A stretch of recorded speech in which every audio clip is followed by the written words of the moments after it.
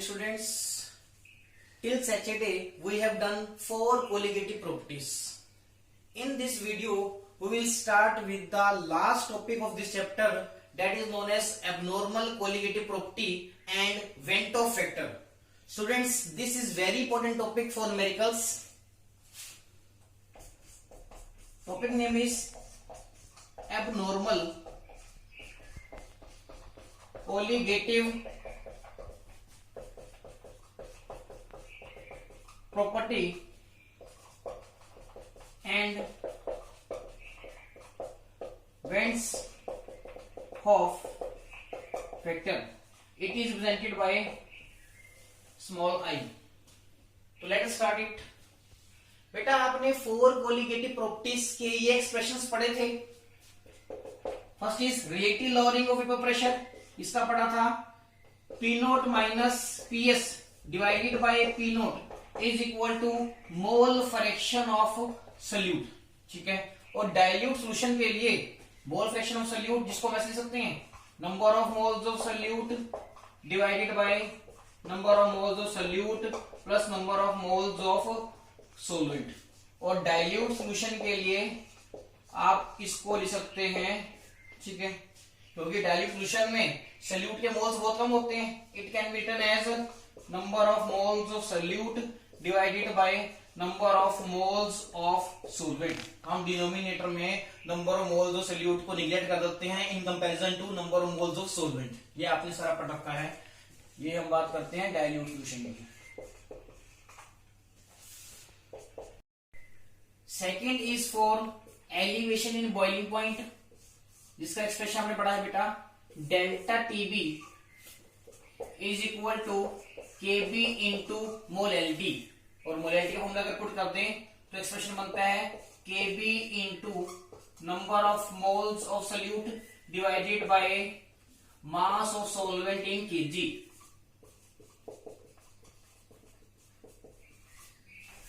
Depression in freezing point का expression आपने पढ़ा बेटा delta TF is equal to KF into molality, जिसको हम ऐसे लिख सकते हैं KF into number of moles of solute divided by mass of सोल्वेंट in KG. ठीक है. और फोर्थ एक्सप्रेशन आपने पढ़ा बेटा ऑस्मोटिक प्रेशर का, जिसमें हमने बता रखा है pi is equal to CRT. C क्या होता है बेटा concentration in terms of molarity. तो हम इसको ऐसे लिख सकते हैं क्योंकि मोलैरिटी का फॉर्मूला क्या होता है number of moles of solute divided by volume of solution in litre. इस एक्सप्रेशन में लिख सकते हैं pi is equal to number of moles of solute divided by volume of the solution in litres into R into T. ठीक है. ये 4 expressions आपने पढ़े थे related to 4 colligative properties. This is for relative lowering of pressure, this is for elevation in boiling point, this is for depression in freezing point and this is for osmotic pressure. ठीक है. इन सभी expressions में बेटा आप देख रहे हो कि colligative property is directly proportional to number of moles of solute. Relative lowering of pressure is proportional to number of moles of solute. Elevation in boiling point is proportional to number of moles of solute. Depression in freezing point is proportional to number of moles of solute. Osmotic pressure is also proportional to number of moles of solute.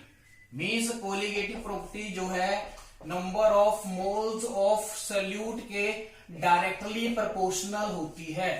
अगर number of mole solute के बढ़ेंगे तो colligative property की value भी क्या करेगी increase करेगी. ये एक्सप्रेशंस बेटा हम तब अप्लाई करते हैं जब 2 कंडीशंस सेटिस्फाई होती हैं. वो 2 कंडीशंस कौन कौन सी है बेटा. फर्स्ट कंडीशन क्या है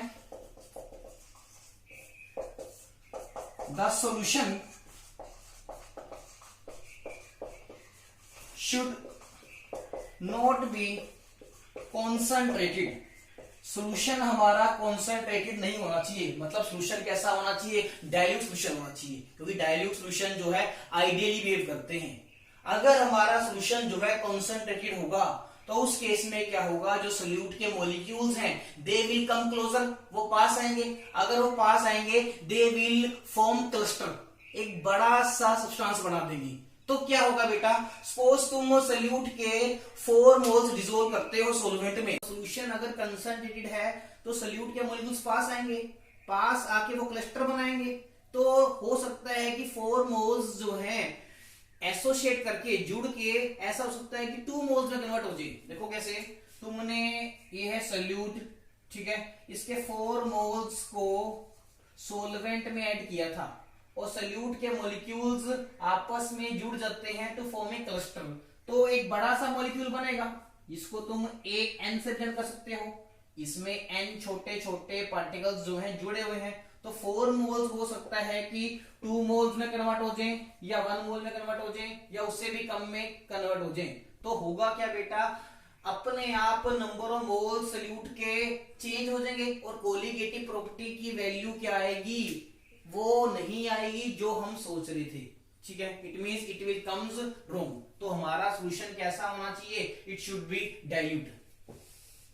सेकंड कंडीशन क्या होनी चाहिए एक्सप्रेशंस लगाने के लिए, solute should not undergo dissociation और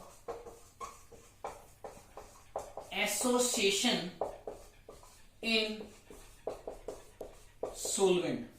हमारा सोल्यूट जो है सोलवेंट के में जाने के बाद ना ही उसे डिसोसिएशन शो करनी चाहिए, ना ही क्या शो करनी चाहिए, एसोसिएशन। डिसोसिएशन का मतलब होता है बेटा, जैसे सोडियम क्लोराइड है, उसको तुम वाटर में ऐड करते हो तो वो आइंस में डिसोसिएट करता है, Na positive Cl negative ions बनाता है। This process is known as dissociation. Dissociation का मतलब होता है बेटा टूटना। आयनी कंपाउंड जो है सोलवेंट में जाने के बाद आइंस में ब्रेक डाउन करता है, जिसको हम डिसोसिएशन प्रोसेस कहते हैं। ठीक है, इसमें देखो क्या होता है, तुमने अगर सोडियम क्लोराइड का 1 मोल सोलवेंट में ऐड किया है तो अपने आप वो किसमें कन्वर्ट होगा, 1 मोल Na पॉजिटिव और 1 मोल Cl नेगेटिव। तो टोटल मोल्स कितने बनेंगे, 2। तुमने डिसोल्व कितने करे थे, 1, मगर वो किसमें कन्वर्ट होंगे, 2 मोल्स में। अगर number of moles of solute अपने आप चेंज हो जाएंगे तो क्या होगा, कोलिगेटिव प्रॉपर्टी की वैल्यू वो नहीं आएगी जो तुम सोच रहे थे। ठीक है, अब जो न्यू कोलिगेटिव प्रॉपर्टी की वैल्यू आएगी उसको क्या बोला जाएगा बेटा, एबनॉर्मल कोलिगेटिव प्रॉपर्टी, क्योंकि वो तुम्हारी थ्योरेटिकल वैल्यू से क्या आ रही है, ज्यादा। ठीक है, क्योंकि number of moles of solute अपने आप क्या हुए, इंक्रीज हुए डिसोसिएशन केस में, तो कोलिगेटिव प्रॉपर्टी की वैल्यू भी क्या होगी, चेंज होगी। The new value of colligative property will now be known as abnormal colligative property, क्योंकि उसकी वो वैल्यू नहीं आ रही थी जो तुम एक्सपेक्ट कर रहे थे। ठीक है, एसोसिएशन का मतलब होता है बेटा पार्टिकल्स का सोलवेंट में जाने के बाद जुड़ जाना। जैसे हम एग्जांपल एक समझते हैं, जैसे हम बात करते हैं एसिटिक एसिड की। एसिटिक एसिड को अगर तुम बेंजीन सोलवेंट में ऐड करते हो, ठीक है, तो इसमें क्या होता है बेटा, 2 मॉलिक्यूल्स जुड़ के एक सिंगल मॉलिक्यूल बनाते हैं जिसको तुम क्या बोलते हो, डाइमर। क्या बोलते हो बेटा, डाइमर। ठीक है, इसमें क्या हो रहा है, 2 पार्टिकल्स आपस में जुड़े और एक सिंगल मॉलिक्यूल बना है, that is known as dimer. अब अगर तुम सॉल्यूशन में एसिटिक एसिड के 2 मोल्स डालते हो तो वो 2 मोल्स अपने आप किसमें कन्वर्ट हो जाएंगे, 1 मोल में। 2 मोल्स अपने आप किसमें कन्वर्ट होंगे, 1 में। अब मोल्स सोल्यूट के अपने आप क्या हो रहे हैं, चेंज हो रहे हैं, तो कोलिगेटिव प्रॉपर्टी की वैल्यू भी वो नहीं आएगी जो तुम एक्सपेक्ट कर रहे थे। जो वैल्यू आएगी that will be known as abnormal colligative property. वो कौन सी वैल्यू आएगी बेटा, एबनॉर्मल कोलिगेटिव प्रॉपर्टी। इसका मतलब अगर आपने कोलिगेटिव प्रॉपर्टीज के वो 4 एक्सप्रेशन अप्लाई करने हैं तो सोल्यूट ना ही डिसोसिएशन शो करना चाहिए, ना ही क्या शो करना चाहिए, एसोसिएशन। ठीक है, और सॉल्यूशन हमारा कैसा होना चाहिए, डाइल्यूट। ठीक है, इसको बेटा एक सिंपल सा एग्जांपल लेके समझते हैं। सपोज 1 मोल NaCl को 1 kg वाटर में डिसोल्व करते हैं। ठीक है, अगर हम इसकी डिसोसिएशन कंसीडर ना करें, dissociation not taken into account, तब इसकी डेल्टा टीबी की वैल्यू फाइंड आउट करेंगे। और एक केस में हम इसकी डिसोसिएशन कंसीडर करेंगे। अब हम डेल्टा टीबी की वैल्यू फाइंड आउट करते हैं, ठीक है। Delta TB is equal to K B into molality होता है, is equal to K B into number of moles of solute divided by mass of solvent in KG, ठीक है। ये आएगा K B into 1/1 is equal to K B. अगर NaCl की water में dissociation consider ना की जाए, ठीक है, तो डेल्टा टीबी की वैल्यू क्या आती है, Kb, ठीक है। इस वैल्यू को हम बोलते हैं बेटा theoretical calculated value, theoretical calculated value. Theoretical calculated value बेटा वो होती है जो तुम कॉपीज में कैलकुलेट करके निकालती हो, ठीक है। अब एक्चुअल में जब तुम एक्सपेरिमेंट करते हो, NaCl को वाटर में डाला जाएगा तो वो तो डिसोसिएशन शो करेगा, ठीक है। अब हम एक्सपेरिमेंटल वैल्यू निकालते हैं डेल्टा टीबी की। तो डेल्टा टीबी का फॉर्मूला लगाते हैं, Kb into molality is equal to Kb into number of moles of solute divided by mass of solvent in KG, ठीक है। इस केस में क्या है बेटा, 1 मोल NaCl जब वाटर में जाएगा it will form 1 mole Na positive and 1 mole Cl negative, क्योंकि ये रिएक्शन हो जाती है ना,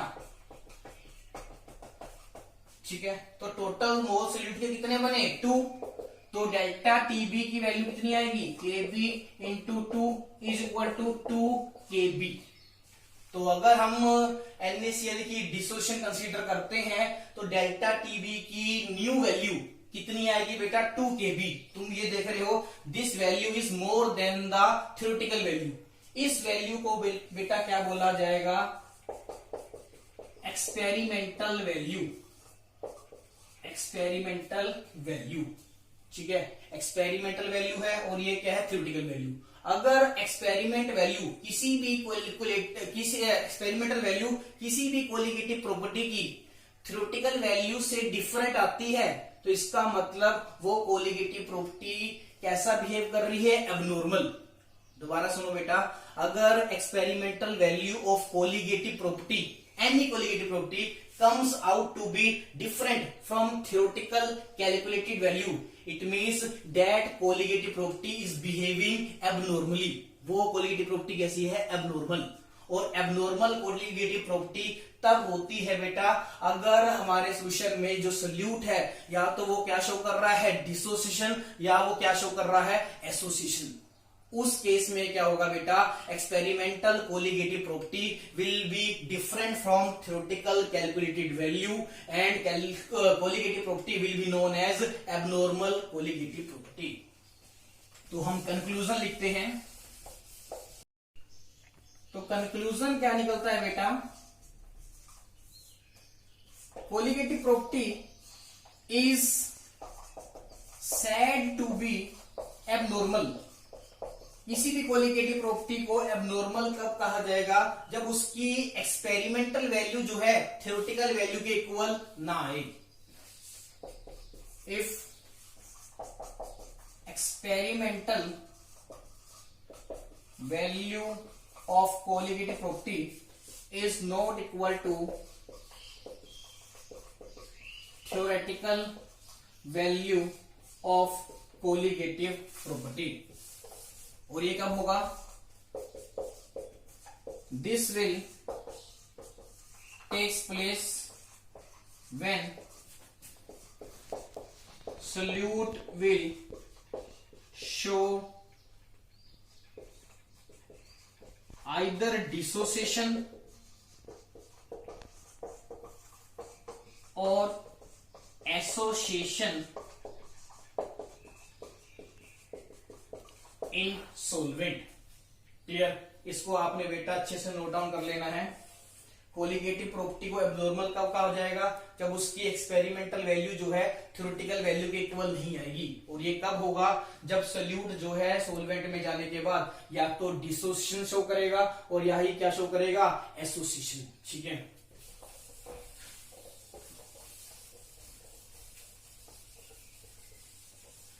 अब बेटा जो सॉल्यूट जो है सोलवेंट में जाने के बाद डिसोसिएशन या एसोसिएशन शो करते हैं, उनसे रिलेटेड हमारे पास कोलिगेटिव प्रॉपर्टी कैसी आती है? एब्नॉर्मल। ठीक है, अब एब्नॉर्मल कोलिगेटिव प्रॉपर्टी के कंसेप्ट को समझाने के लिए वेंटोफ ने एक फैक्टर इंट्रोड्यूस किया है, that is known as van't Hoff factor. तो वेंटो फैक्टर क्या है बेटा?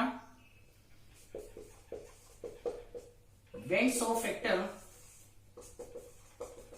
जिसको हम आई से नोट करते हैं, is a ratio of abnormal colligative property to normal colligative property. It is a ratio of abnormal colligative property to normal colligative property। ठीक है, मतलब हमें वेंटो फैक्टर ये बताएगा, जैसे हम पिछले केस में वेंटो फैक्टर फाइंड आउट करते हैं, एबनॉर्मल कोलिगेटिव प्रॉपर्टी की वैल्यू कितनी आई थी? 2 kb और नॉर्मल की वैल्यू कितनी आई थी? Only kb। तो आई की वैल्यू कितनी आई बेटा? 2। ठीक है, तो वेंटो फैक्टर हमें बताएगा कि जो कोलिगेटिव प्रॉपर्टी है, ठीक है, अगर वो एबनॉर्मल बिहेव कर रही है तो वो कितने गुना इंक्रीज करेगी या कितने गुना क्या करेगी? डिक्रीज करेगी। अगर आई की वैल्यू 2 आती है, इसका मतलब एबनॉर्मल कोलिगेटिव प्रॉपर्टी जो है नॉर्मल कोलिगेटिव प्रॉपर्टी से डबल होगी। ठीक है, और अगर आई की वैल्यू हम सपोज करते हैं हाफ आती है, तो एबनॉर्मल कोलिगेटिव प्रॉपर्टी की वैल्यू जो है बेटा वो नॉर्मल कोलिगेटिव प्रॉपर्टी के क्या होगी? हाफ, उससे आधी होगी। ठीक है, इसको हम सपोज इक्वेशन 1 कहते हैं। अब आपको पता है बेटा कि colligative property is directly proportional to number of solute particles, पता है। ठीक है, तुम फॉर्मूला नंबर 1 को रीराइट कर सकते हैं। देखो कैसे, colligative property directly proportional to number of solute particles, और कोलिगेटिव प्रॉपर्टी एबनॉर्मल कब बिहेव करती है? जब या तो सॉल्यूट डिसोसिएशन शो करता है या वो क्या शो करता है? एसोसिएशन। तो हम लिख सकते हैं I is equal to number of solute particles after dissociation और association divided by number of solute particles. ठीक है, इस केस में हम डिसोसिएशन या एसोसिएशन कंसीडर नहीं करते, तो हम लिखते हैं number of solute particles before dissociation और association. This is another formula to calculate van't factor. इसको हम इक्वेशन 2 देते हैं बेटा। अब इसको थर्ड इक्वेशन में कन्वर्ट करते हैं, third formula of van't Hoff factor. अब आपको पता है colligative property is inversely proportional to molar mass of solute, पता है। देखो कैसे, delta TB is equal to KB into molarity is equal to KB into W2 divide by M2 into W1 in KG. तो यहां से क्या पता लगा कि डेल्टा टीबी जो है M2 सॉल्यूट के मोलर मास के इनवर्सली प्रोपोर्शनल है। तो क्योंकि कोलिगेटिव प्रॉपर्टी सॉल्यूट के मोलर मास के इनवर्सली प्रोपोर्शनल होती है, तो हम वेंटो फैक्टर के फर्स्ट एक्सप्रेशन को ऐसे लिख सकते हैं, Vento factor abnormal colligative property जो ऊपर आ रहा था, ठीक है, तो हम इसकी जगह नीचे लिख सकते हैं एबनॉर्मल मोलर मास। ठीक है, और ऊपर क्या आएगा बेटा? Normal molar mass. ठीक है, इसको तुम इक्वेशन नंबर 3 दे दो। अब आप सोच रहे होंगे कि सर एबनॉर्मल कोलिगेटिव प्रॉपर्टी का मतलब तो हम समझ गए, अगर सॉल्यूट डिसोसिएशन और एसोसिएशन शो करता है तो कोलिगेटिव प्रॉपर्टी की वैल्यू जो है थ्योरेटिकल वैल्यू से डिफरेंट आती है, जिसको क्या कहा जाता है? Abnormal colligative property. अब बेटा आप सोच रहे होंगे कि एबनॉर्मल मोलर मास का मतलब क्या है? ठीक है, तो इसका मतलब भी यहां पर मैं तुम्हें समझाना चाहता हूं।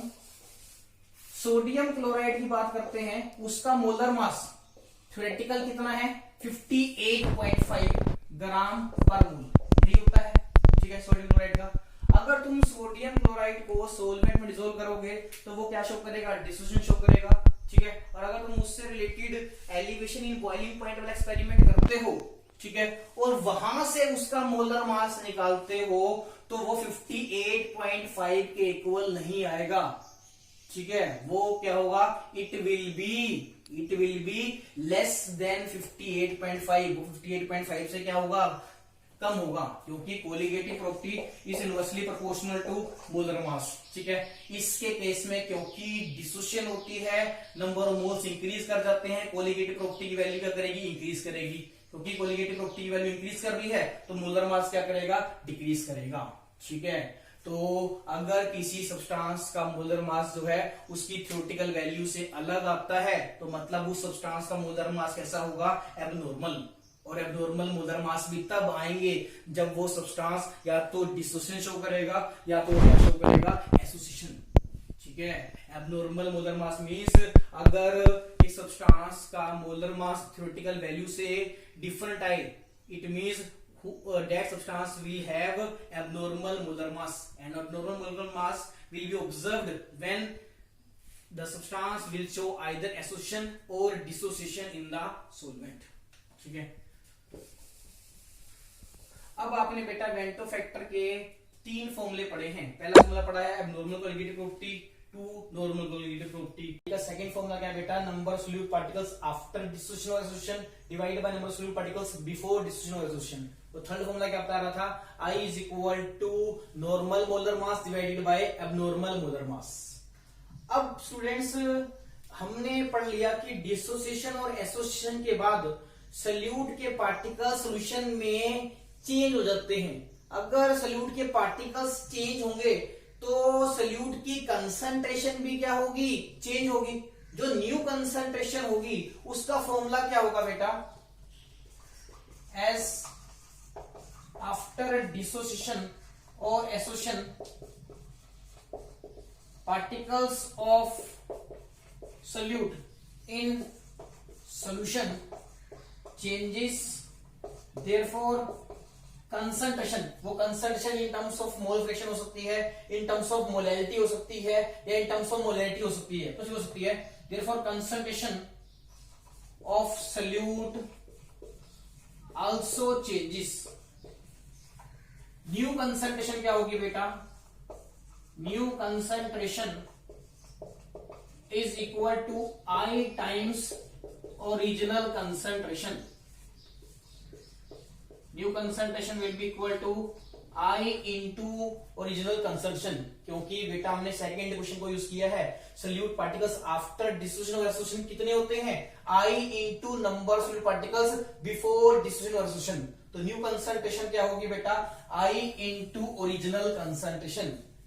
इसलिए हमें, क्योंकि कंसंट्रेशन चेंज हुई है, कोलिगेटिव प्रॉपर्टीज के जो हमने 4 एक्सप्रेशंस पीछे पढ़े थे उन्हें हमें क्या करना पड़ेगा, मॉडिफाई करना पड़ेगा, क्योंकि उन इक्वेशंस के अंदर कंसंट्रेशन की वैल्यू अब क्या हो चुकी है, चेंज हो सकती है।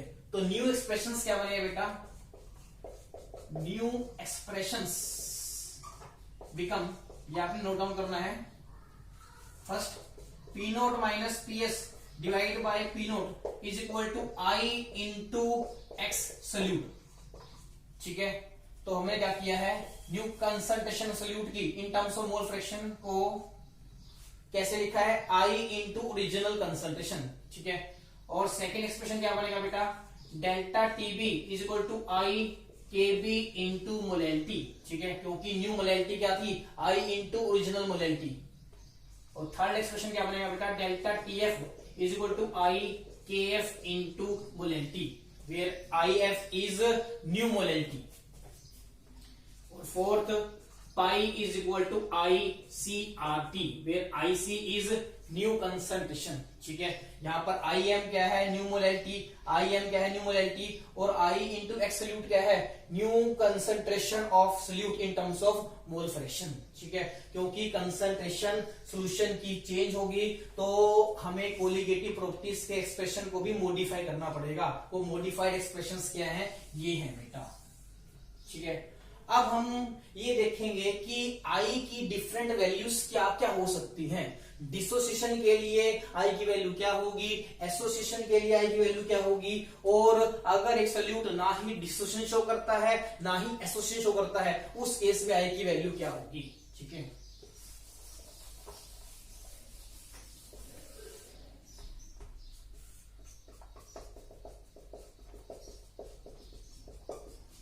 Different values of van't Hoff factor. ठीक है, इसमें 3 केस लेंगे। Case 1 for dissociation, case 2 for association,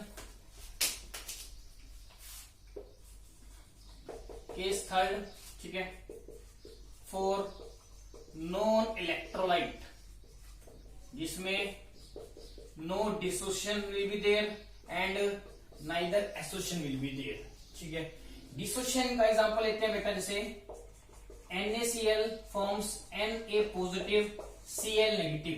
तो हमने सपोज अगर एक पार्टिकल को डिसोल्व किया था, आफ्टर डिसोल्विंग डिसोसिएशन होगी, तो डिसोसिएशन के बाद एक पार्टिकल Na पॉजिटिव का बनेगा, एक किसका बनेगा, Cl नेगेटिव का। एक पार्टिकल Na पॉजिटिव का बनेगा, एक पार्टिकल Cl नेगेटिव का बनेगा, तो टोटल पार्टिकल्स कितने होंगे बेटा, 2।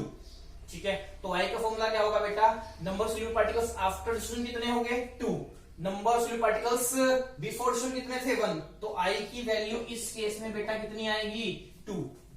ठीक है, जनरली बेटा डिसोसिएशन के केस में सोल्यूट पार्टिकल्स हमेशा इंक्रीज करते हैं, तो आई की वैल्यू हमेशा क्या रहेगी इस केस में, ग्रेटर देन 1। ठीक है, एसोसिएशन की बात करते हैं, जैसे एसिटिक एसिड बेंजीन में जाने के बाद डाइमर बनाता है, जैसे पीछे बताया था।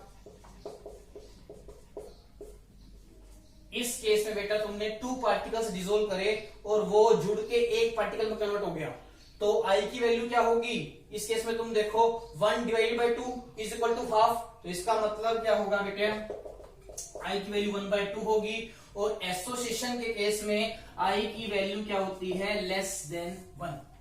डिसोसिएशन के केस में आई की वैल्यू ग्रेटर देन 1 होती है, क्योंकि पार्टिकल्स डिसोल्व करने के बाद इंक्रीज कर जाते हैं, और एसोसिएशन में क्योंकि पार्टिकल्स डिक्रीज करते हैं, आई की वैल्यू क्या होती है, लेस देन 1। अगर वो सब्सटेंस नॉन इलेक्ट्रोलाइट है और ना ही डिसोसिएशन शो कर रहा है ना ही एसोसिएशन शो कर रहा है, उस केस में नंबर सोल्यूट पार्टिकल्स ऊपर भी जितने हैं नीचे भी उतने ही होंगे। ठीक है, तो इसका मतलब इस केस में आई की वैल्यू क्या होगी, 1 होगी। ठीक है, डिसोसिएशन के केस में तो क्या होगा, आई ग्रेटर देन 1, एसोसिएशन के केस में I will be less than 1, and for non electrolyte I will be 1। Number of particles before dissolving is equal to number of particles after dissolving in case of non electrolyte, therefore I will be equal to 1।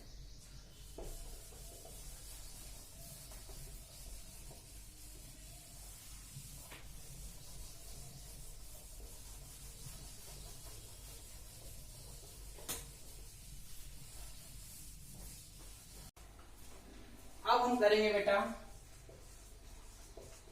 Relation between I and alpha D and relation between I and alpha E. Alpha D बेटा आपने +1 में पढ़ रखा है, alpha D is degree of dissociation. इसका formula क्या होता है बेटा, number of moles dissociated divided by number of moles taken. ठीक है, और अगर एक इलेक्ट्रोलाइट कंप्लीटली डिसोसिएट करता है तो उसकी अल्फा डी की वैल्यू कितनी होती है, नियरली इक्वल टू 1। और वीक इलेक्ट्रोलाइट के लिए बेटा आपने पढ़ रखा है alpha D is always less than 1। ठीक है, और अल्फा ए क्या होता है बेटा, डिग्री ऑफ एसोसिएशन। इसका फॉर्मूला क्या होता है, number of moles associated divided by number of moles taken. ठीक है, रिलेशन पढ़ते हैं, consider a substance A and let alpha d be its degree of dissociation। Substance A है, हम सपोज करते हैं वो डिसोसिएशन करने के बाद n पार्टिकल्स बनाता है।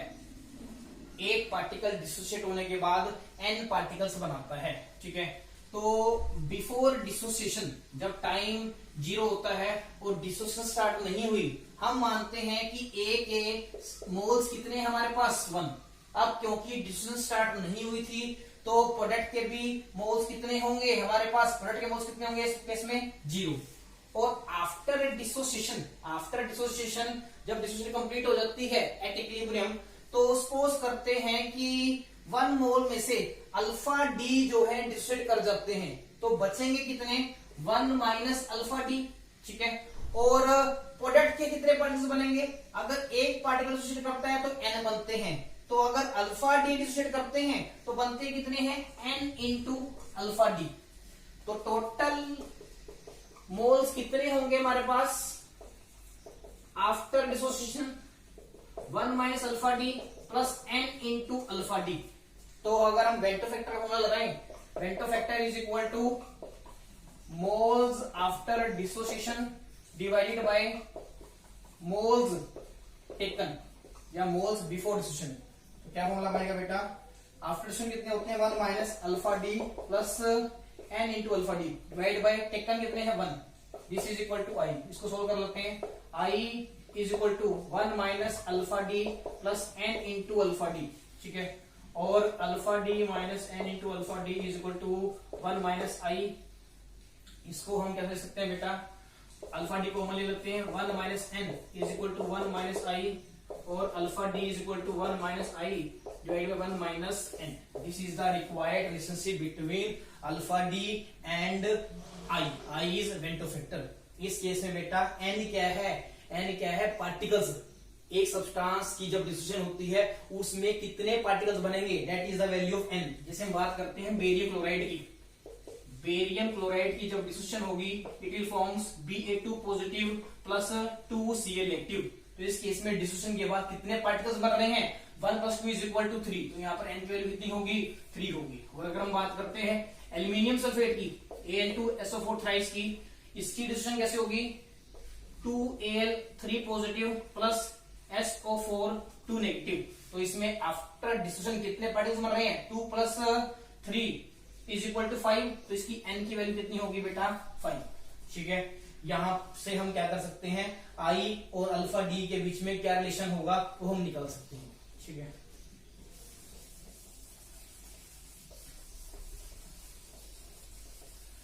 नेक्स्ट हम करते हैं बेटा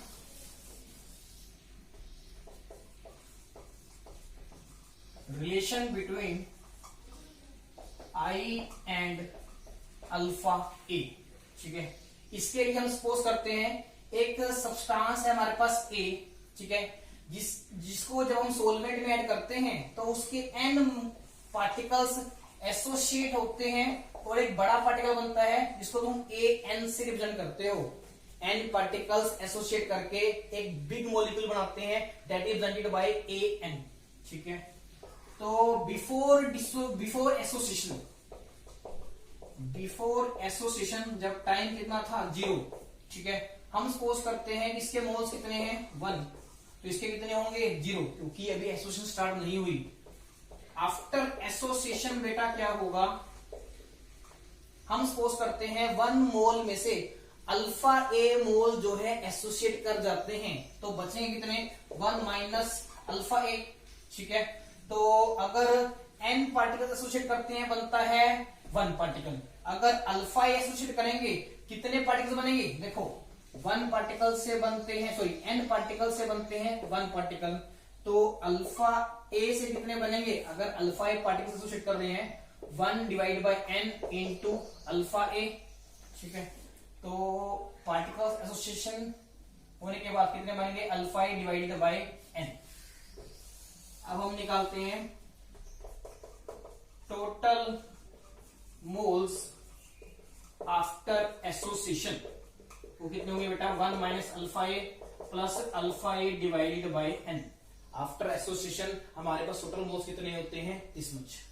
अब हम इसका फॉर्मूला अप्लाई करते हैं, I is equal to number of moles associated divided by number of moles taken. Value put करते हैं एसोसिएशन के बाद कितने पार्टिकल्स बनते हैं 1 minus alpha A plus alpha A divided by N. Taken कितने हैं बेटा 1, तो इसको सोल्व करोगे you will get I is equal to 1 minus alpha A plus alpha A divided by N.